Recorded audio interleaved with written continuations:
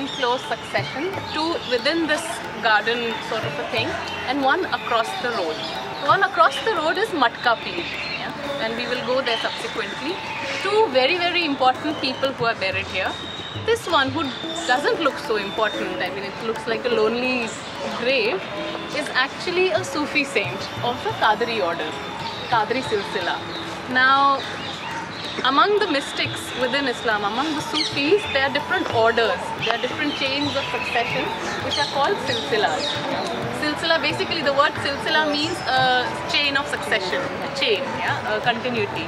So these are Sufi orders, and the most famous of them is of course the Chishtiya, the Chishti Silsila in the subcontinent, and you all have heard of Nizamuddin Auliya, yeah. Now, this saint here is Sheikh Nooruddin from the Qadri Silsila, Qadri, Qadri Silsila, and the Qadris within the Indian context were particularly very, very influential in the Punjab area. And they still are very, very influential. The Punjab, Northwest especially. And among the most famous of Qadris is Mian Mir. You might have heard of him in reference to the Golden Temple in Amritsar. The foundations of the Golden Temple are said to have been laid down by him, a Sufi saint called Mian Mir, who was from the Qadri Silsila. So it's the same background for this saint also. And he is in the 13th century. Sheikh Nooruddin is in the 13th century. So this is around the time, second half of 13th century he dies. This is around the time when Balban was around. Balban you might remember from his tomb in Mehrauli Archaeological Park. Yeah? So Balban is early medieval period, and the 13th century is what we are talking about. His name has a title attached to it.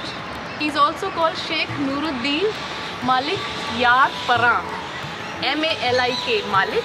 Yar is Y-A-R, and Parran, P-A-R-R-A-N. Sometimes with an N, sometimes only P-A-R-R-A. Now there's a story behind how he got this name. Now it is said that he came from Persia and settled here, wanted to settle here.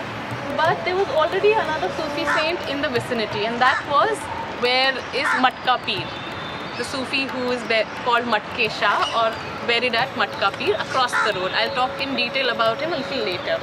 So Matka Peer was already, the Sufi there was already here when he came in, Sheikh Nooruddin came in and wanted to settle in this neighborhood. And that saint, Matke Shah, objected. He said, this is my territory, why are you here? So Sheikh Nooruddin tried to reason that I have been asked by my peer, by my spiritual guide, to come and settle down here. So Matka Shah is not impressed. He says, get me proof. Tell me why should I believe you? You might be an imposter. And now this guy was in a quandary, how to do that. His peer was nowhere in the vicinity. He was way at a great distance. So as if by magic, it took him only a moment to travel to his peer and come back in presence of Matke Shah with a letter of authorization. So obviously Matke Shah was very impressed. He's like, he's supposed to have said that, Yar, or my friend, you are Malik Parran, or the flying king. Yar is friend, Malik would be king, and Parran is somebody who can fly.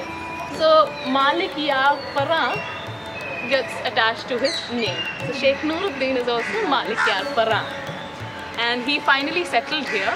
Now this contest between sheikhs over territory is not unusual. You would probably think that the mystics aren't supposed to be attached to any territory, but that's actually not the case. There is intense rivalry and also claim, which is over territory, which is their spiritual territory. Yeah.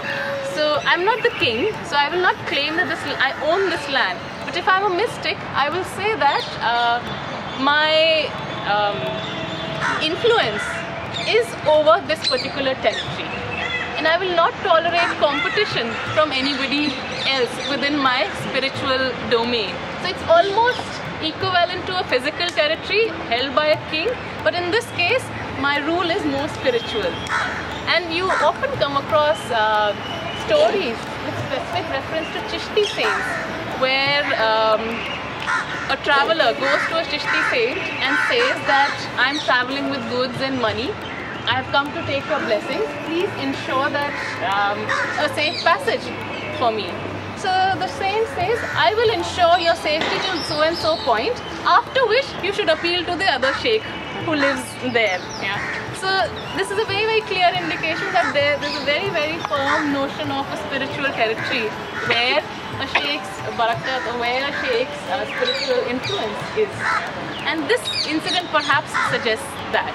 So that's Sheikh Nooruddin, and his urs is still organized. Still organized. This place only? This place. This place only? Yes. Recently organized. Yeah, it was supposed to have been in the second week of April. Yeah, just went by. Yes. Okay, now coming to the green building over there. Let's walk over there.